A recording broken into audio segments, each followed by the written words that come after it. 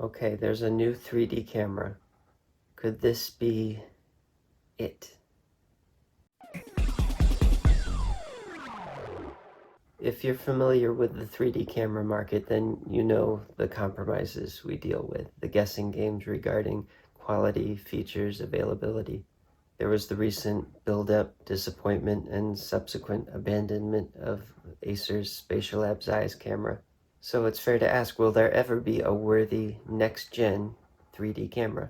Well, not too long ago, a company called QooCam released their Ego camera model.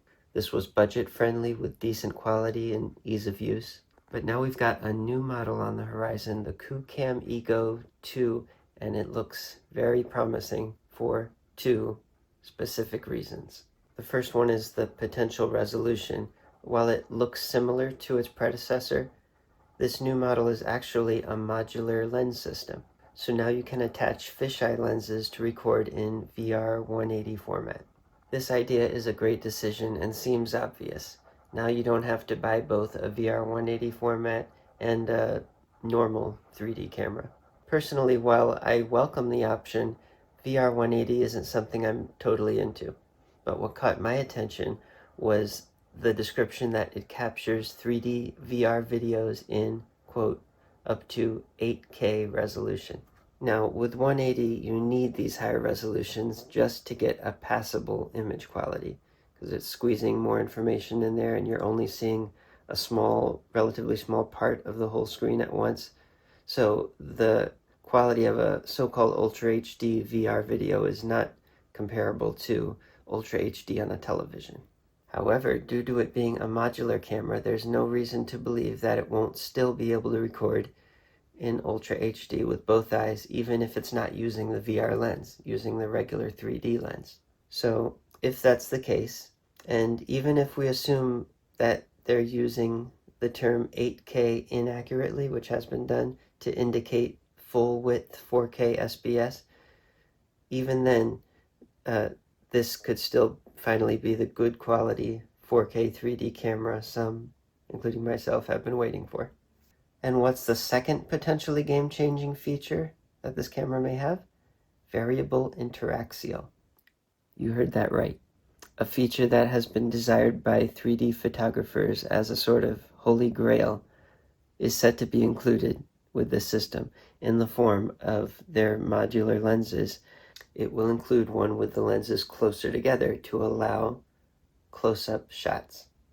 So I didn't see either of these things coming. Maybe I'm just cynical at this point, but if a company's trying to be inventive, and I don't mean in a too clever for their own good way, trying to please everybody, which some 3D cameras have done in the past, but if they're trying to be inventive by adapting to real usage needs of experienced users, then they couldn't have made many better choices than these.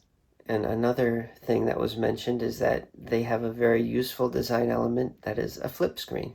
A very basic thing that might be taken for granted, but extremely useful. The original did not have one. It had a very small LCD screen and a ViewMaster style, binocular style magnetic clip-on attachment to view the images in 3D. So the flip screen would be very welcome, but what about the build quality? What about the battery life and temperature? What about encoding and compression, which were things that plagued Acer's attempt? Will all that meet minimum requirements at least to allow the camera to achieve its stated goals? Only time and specific field test will tell for sure. Right now, all we know is that they plan to release it worldwide within the year 2025. So until then, stay tuned.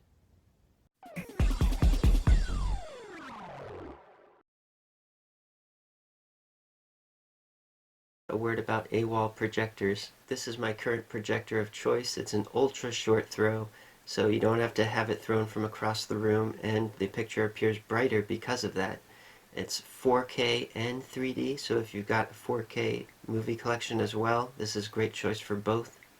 Using either their shutter glasses or my own DLP link glasses, the picture is spot on with great clarity, rich colors, no sync issues or ghosting. It can handle the toughest, strongest 3D content you throw at it. And if you use my referral link in the description below, you'll get a discount.